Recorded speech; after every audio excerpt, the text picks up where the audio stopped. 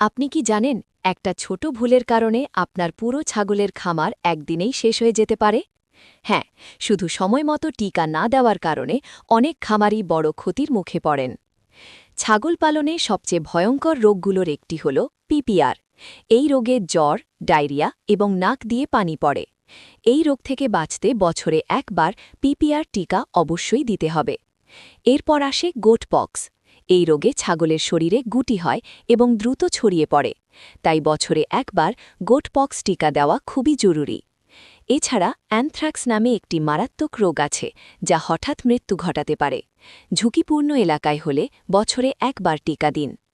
Haemorrhagic septicaemia রোগে গলা ফুলে যায় এবং শ্বাস নিতে কষ্ট হয়।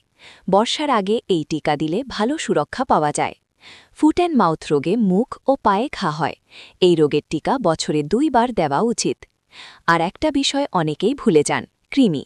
কৃমির জন্য কোনো টিকা নেই, কিন্তু প্রতি 3 থেকে 4 মাস পরপর কৃমিনাশক ওষুধ দিতে হবে। মনে রাখবেন, টিকা দেওয়ার আগে ছাগল সুস্থ কিনা নিশ্চিত করুন এবং অবশ্যই ভেটেরিনারি ডাক্তারের পরামর্শ নিন। সঠিক সময়ে সঠিক টিকা আপনার খামারকে বাঁচাতে পারে বড় ক্ষতি থেকে।